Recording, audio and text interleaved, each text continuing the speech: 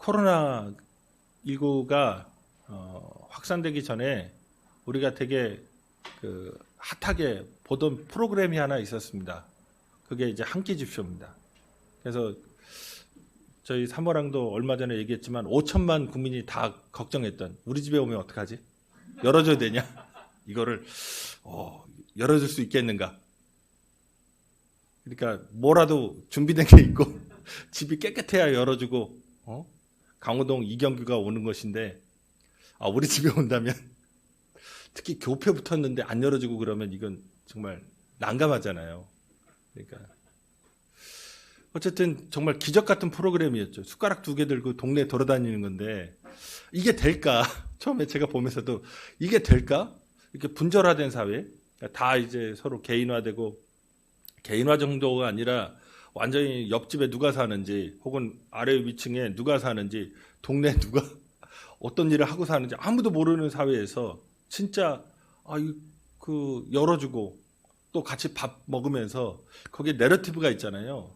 그러니까 어떻게 살아왔는지, 어떻게 만났는지, 또 아이들은 무엇을 낳는지, 또 왜 서울에 혹은 그 지역에 살게 됐는지, 그런 이야기들을 이제 나눕니다.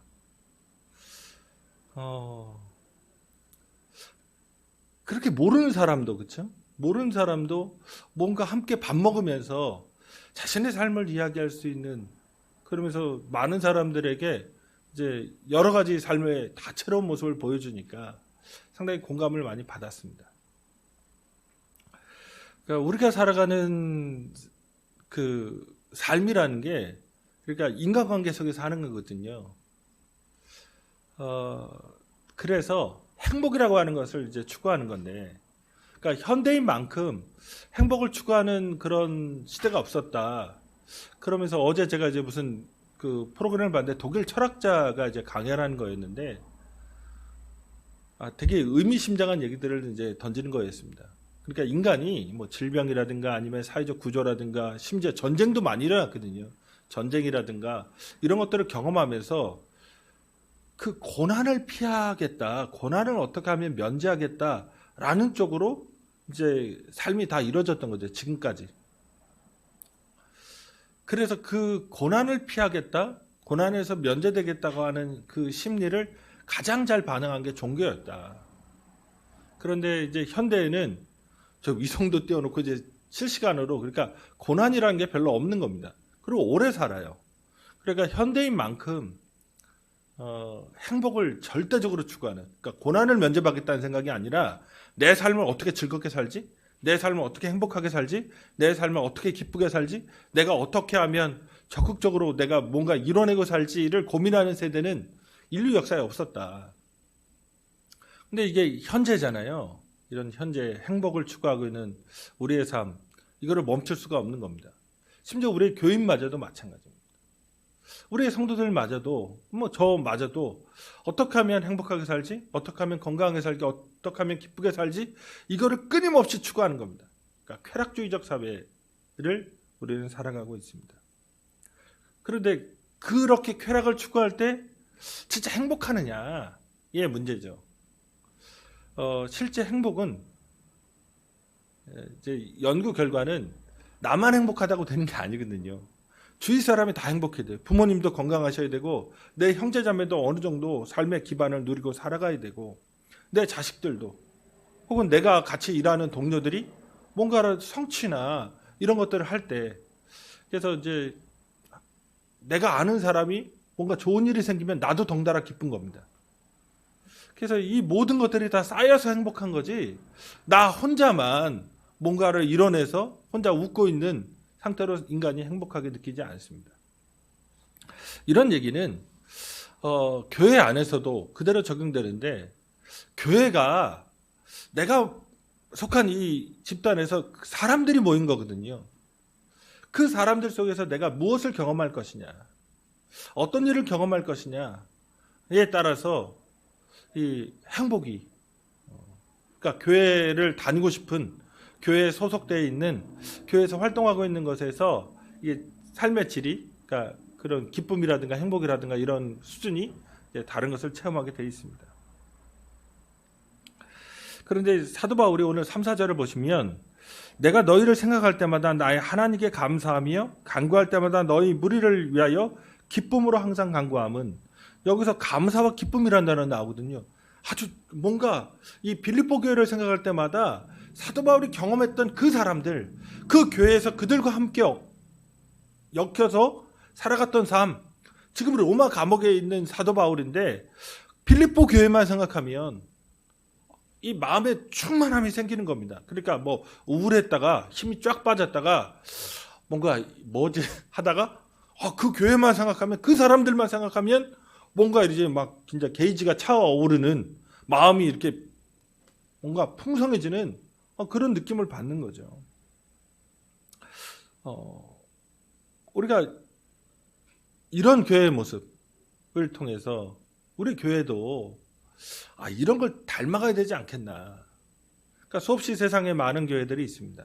수없이 많은 삶이 있고 많은 모임이 있고 많은 집단이 있지만, 뭔가 우리에게 주신 이 하나님의 사랑을 함께 이렇게 나누는 공동체로서 뭔가 마음 뿌듯한 그런 교회로 나아가기 위해서 오늘 빌립보 교회 이야기를 조금 나눠보고자 합니다. 사도 바울이 그 빌립보 성도들을 생각할 때 마음에 이렇게 충만한 기쁨과 감사가 넘쳤던 건 이 복음 안에서의 교제 때문에 그렇습니다. 교회 안에서 교제란 말을 많이 쓰잖아요. 우리가 사귐, 교제, 이런 말을 많이 쓰는데 이 두 가지의 모습이 있는 겁니다. 오늘 본문에서는 그 교제와 관련해서 중요한 단어인 참여라는 말을 썼습니다. 참여였는데 갑자기 생각나는데 그런 게 아니고, 5절에 보시면 너희가 첫날부터 이제까지 복음을 위한 일에 참여하고 있기 때문이다. 참여란 말을 썼고, 7절에서도 은혜에 참여한 자가 되었다. 이 참여라는 말을 씁니다. 그러니까 함께 이뤄내는 일이죠. 그러니까 교회란 도대체 뭐냐? 혼자가 아니라 함께 이뤄내는, 뭔가에 참여하고 있는데 두 가지 종류의 일이 나옵니다. 지금 같은 우리말로는 참여라고 번역을 했는데 그리스어로는 두 단어가 달라요. 하나는 우리가 잘 아는 5절에서는 코이노니아, 그러니까 물질까지 함께 나눌 수 있는 그런 적극적인 사랑의 어떤 교제를 얘기하는 코이노니아를 얘기했고, 7절에서 복음에 참여하다라는 표현을 썼을 때는 쉰코이노노스라고 하는 어떤 사업의 파트너십, 이걸 얘기했습니다. 그러니까 영어로 하면 펠로우십, 파트너십 두 개를 얘기한 거죠. 그러니까 우리가 먼저 볼 수 있는 거는 이제 코이노니아, 사랑의 교제입니다. 그리스도인이 교회 안에서 함께 무언가를 가지고 기뻐하는데 그 기쁨의 그런 원인이 뭐냐? 함께 사랑의 교제를 나누는 겁니다. 사도 바울이 지금 대상으로 삼고 있는 이 빌립보 교회 이야기는 우리가 사도행전을 통해서도 잘 알고 있습니다. 그러니까 아시아에서 복음을 사도 바울이 전하려고 했는데 이게 AD 49년입니다. AD 49년경에 아시아라고 하는 곳에서, 그러니까 터키 일대를 다 휩쓸고 지나다니는데 성령이 막았다고 됐거든요. 예수의 영이. 이런 거 보면 복음 딱 증거하고 났더니 고발 들어가고, 뭔가 전도하고 다녔더니 진짜 매 맞고, 그러니까 어디 가서든 이런 경험을 한 적이 없는 거죠, 사도 바울도. 그래서 이제 고민하다가 들어갑니다. 트로아스. 이게 트로이, 그 인근이에요. 트로아스에 갑니다. 거기에서 꿈을 꿨는데 마케도니아인이 건너와서 우리를 도우라고 하는. 그래서 건너갑니다. 암비볼리를 거쳐서 빌립보라고 하는 마케도니아의 첫 성에 갔는데, 보통은 유대인들이 남자 10명만 되면 회당을 세우게 돼 있거든요. 예배 처소가 있어요. 그래서 사도 바울의 전략은 회당에 가서 복음 증거하고, 유대인들이 왜냐하면 성경을 잘 알기 때문에 예수가 메시아라는 것을 이렇게 설파하는 것도 잘 받아들이니까, 혹은 그 중에 이제 이방인 중에서도 유대교에 관심 있는 사람들이 이제 거기에 와 있으니까 그런 식으로 회당에서 전도했던 건데, 놀랍게 빌립보에는 회당이 없습니다. 그러니까 유대인 남성이 10명이 안 됩니다. 그래서 이제 그러면 찾는 게 기도하는 터거든요. 보통 기도하는 터는 시내 중심가에 있는 건물을 얻어놓은 회당이 아니라 시냇물이 흐르는 여성들을 중심으로 하는 그냥 이렇게 오픈된 공간인 겁니다. 거기서 빨래터에서 이제 그런 물가에서 그 유명한 루디아 아주머니를 만나죠. 자주장사. 그러니까 옷감장사 아주머니 만나서 전도했더니 놀랍게 받아들이고, 그래서 그분이 자기 집에, 자기를 신자로 여기거든. 우리 집에 와라. 거기서 이제 숙식 해결하면서 전도하러 다니는데 빌립보 그 시인의 한 가운데서 귀신 들린 여자애를 만나는 거죠. 그러니까 오늘날 비슷합니다. 거대한 도시거든요. 빌립보가 되게 위대한 도시입니다. 그런데 서울 같은 도시인데 그런 도시 한가운데서 점치는 아이가 성행하는 겁니다. 그만큼 사람들이 불안해하는 겁니다. 미래를 몰라하고 걱정합니다. 오늘날 우리 대통령도 혐의가 짙잖아요. 그렇죠? 왜 용산일까? 도대체 용산은 왜, 우리 역사에서 도대체 용산이 무엇이길래 갑자기 용산이 요새 핫한 곳으로, 그 교통체증이 왜 일어났냐? 어쨌든 그만큼 사람들이 자기의 미래에 대해서 불안해하는 겁니다. 뭔가를 알고 싶은데 도저히 모르겠어요. 그 여종에게 그렇게 고급화된 도시, 진짜 로마의 식민지로서 명성을 날리던 거의 로마 시민이었던 사람들이 나중에 퇴역하고 거기에 모여 사는 거거든요.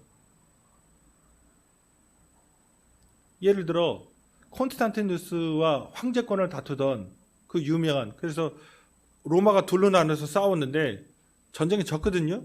그 사람한테 콘스탄티누스가 자기 여동생을 시집 보냈어요. 그러니까 자기 매제죠. 걔가 전쟁에 지고 어디 갔냐? 빌립보입니다. 그만큼 빌립보는 장난 아닌 도시거든요. 그런데 거기에 무속이 판을 칩니다.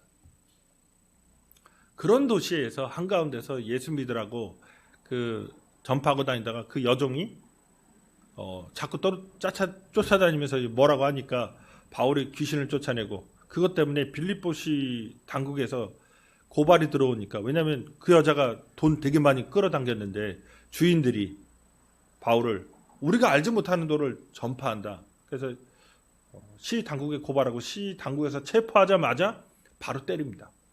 바로 바울과 실라 때려가지고 감옥에 갇히고, 감옥에 갇혀가지고 기절해가지고 밤에 일어나갖고 찬양하고 기도하고 찬양하고, 그걸 모든 그 죄수들이 다 들었는데 지진이 일어나고 착고가 풀려지고, 그러면서 그 유명한 간수장이 자결하라고 하려고 하니까 바울이 말리는 사건, 주 예수를 믿으라 그리하면 너와 내 집이 구원을 얻으리라 라고 하는 유명한 선포가 그 감옥 안에서 이루어집니다. 우리는 빌립보 교회 이야기를 잘 압니다.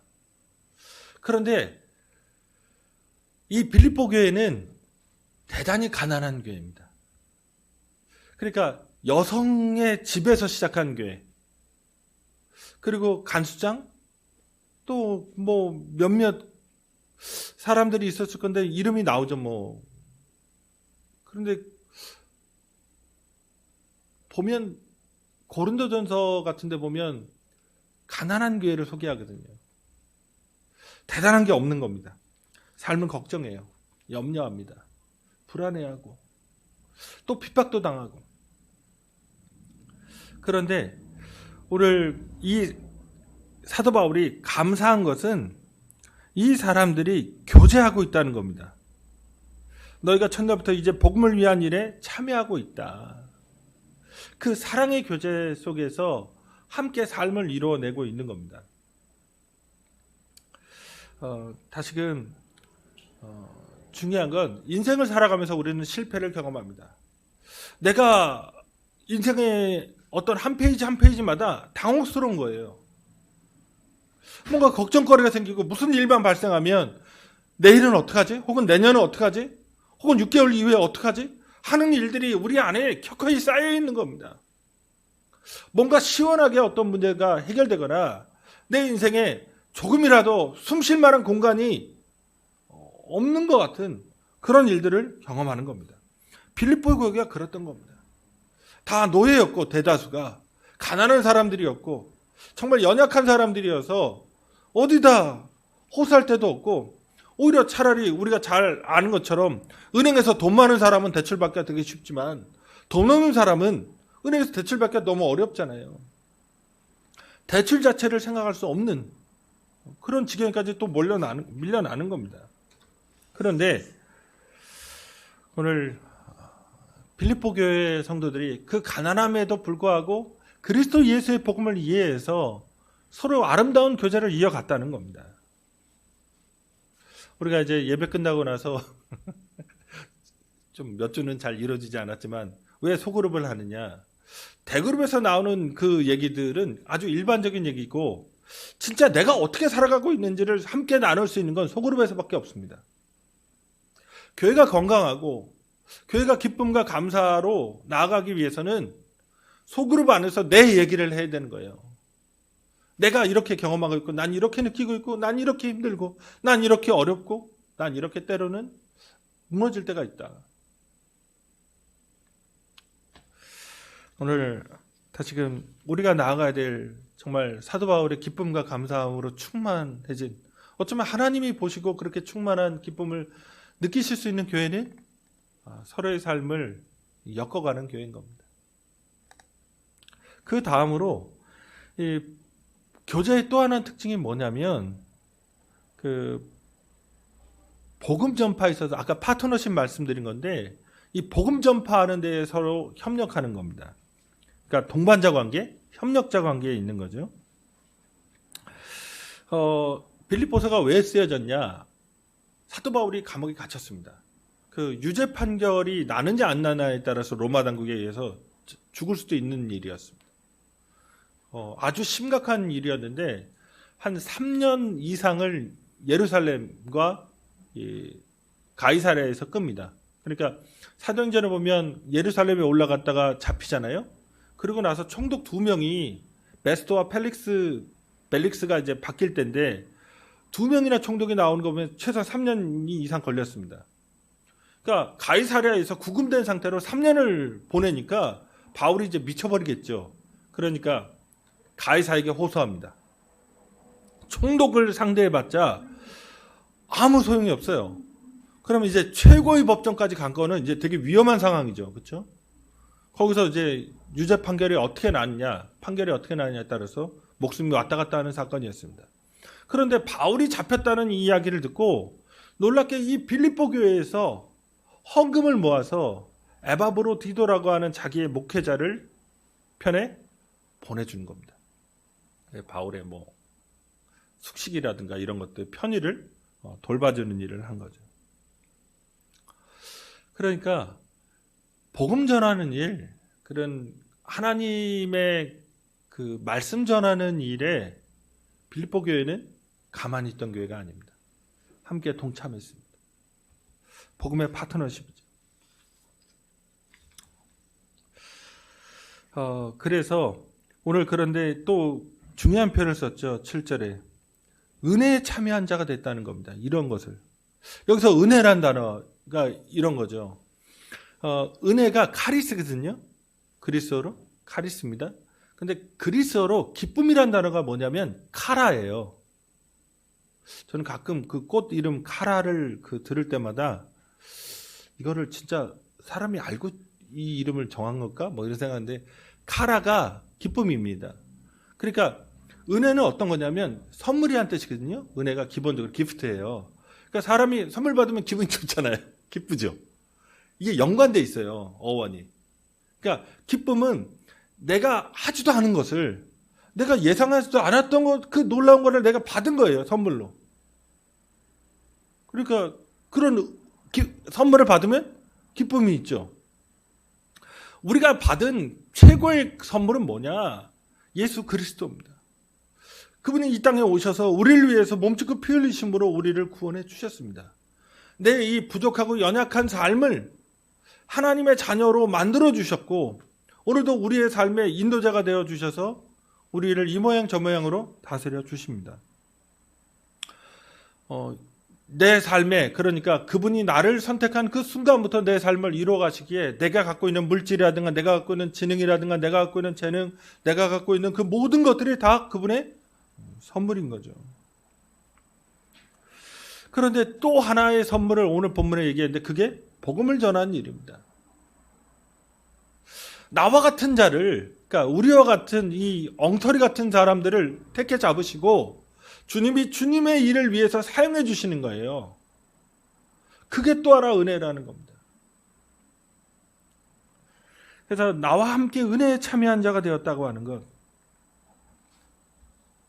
그러면서 두 가지를 얘기했습니다. 하나는 변론, 변증, 변명하는 일을 얘기했고, 하나는 확정했다, 확증한다는 표현을 썼습니다.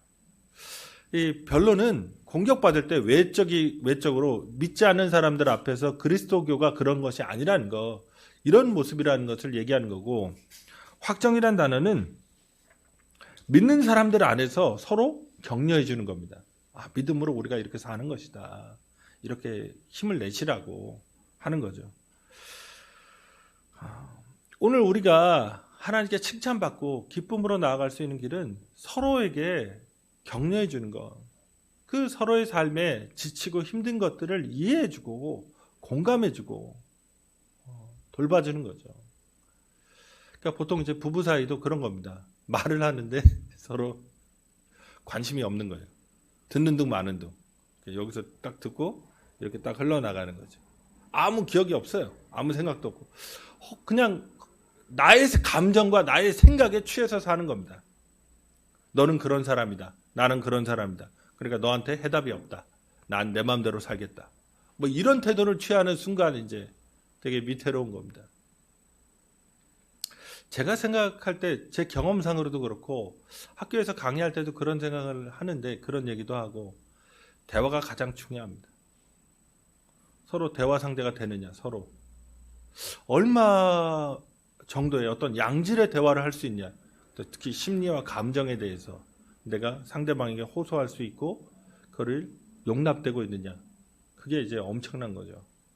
근데 그게 안 된 상태에서 맨날 애들 얘기만 한다면, 그렇죠? 같이 버려놓은 일은 애들밖에 없으니까 그냥 애들 얘기만 하겠다, 나는 줄창. 이러면 되게 위험한 겁니다.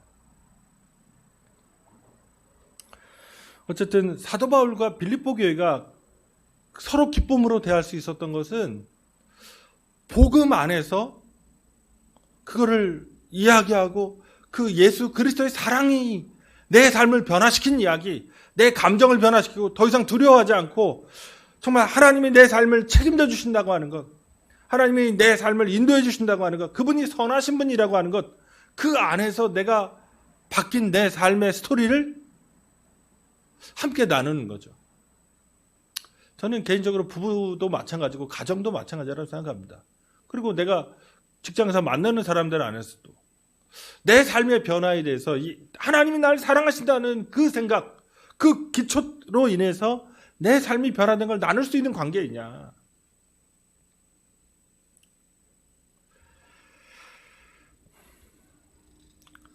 그러면서 6절에서 우리가 아는 듯하지만 잘 모르는 이야기. 너희 안에서 착한 일을 시작하신 이가 그리스도 예수의 날까지 이루실 줄을 우리는 확신하노라. 그럼 우리 안에 착한 일을 시작하셨다는 거잖아요, 하나님이. 뭘까요, 착한 일이? 오늘 본문은 이제 그 문맥을 이해해라. 우리가 수능 보듯이, 그렇죠? 학력고사 보셨듯이. 그러면 이건 도대체 뭘까요? 착한 일. 이 단락 3절에 8절에. 그리스도 안에서 우리의 교제입니다. 서로 다 다른데, 경제적인 건 뭐 그런 거 다른데, 복음 안에서 서로 교제하는 삶, 서로를 이해하고 서로를 격려하고 서로를 위로하고 서로를 지지하고 서로를 지탱해주는 그 삶, 그걸 시작하신 거죠. 그걸 끝까지 하나님이 하실 것이다. 교회란 무엇인가가 여기서 드러납니다. 교회는 하나님이 시작하신 거예요. 그게 착한 일인데 그게 뭐냐? 그 예수 그리스도의 사랑을 깨닫게 하시고 그 사랑 안에서 서로를 교제하게 하신 겁니다. 그 교제 관계 가운데 변화된 삶을 경험하고 그리고 그거를 이 세상 안에서 변증하고 또 우리 안에서는 서로 그 사랑 때문에 격려하고 그 사랑 때문에 힘을 주고 그 사랑 때문에 하나가 되고 공감하는 것. 그게 교회인 거죠. 되게 거창한 그런 얘기가 아닙니다. 교회라는 게.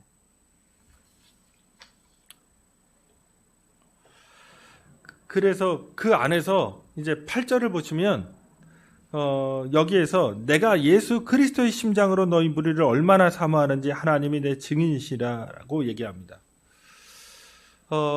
그런데 이제 심장이라는 단어가 나옵니다. 심장.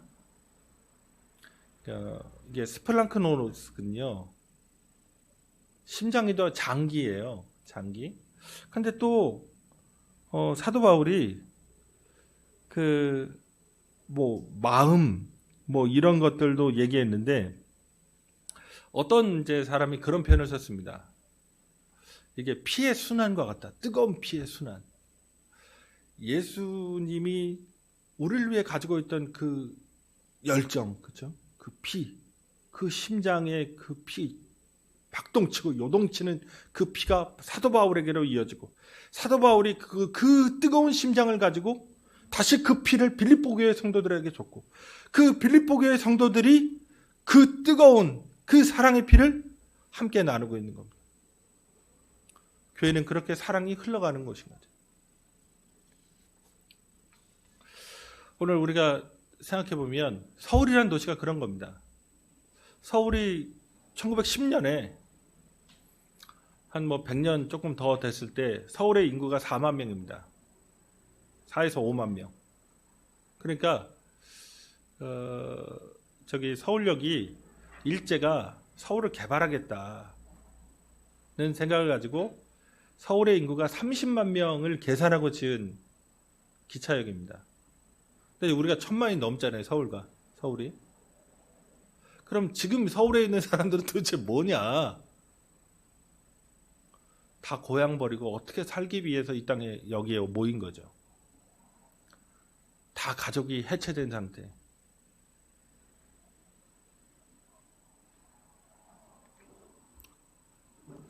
다시금 그래서 불안하고 뭔가 내가 조금만 잘못하면 삐끗하면 인생이 날아갈 것 같고 진짜 암담해 보이고 미래라는 게 나에게 뭔가 밝은 게 있을까? 하는 것을 염려하는 그런 삶일 수도 있죠, 우리가. 그런데 놀랍게 하나님이 우리를 공동체로 모아주셔서 교제하게 하시고 그 사랑의 기반에서 그 복음의 기반에서 함께 삶을 이루어갈 수 있도록 만들어 주신 겁니다.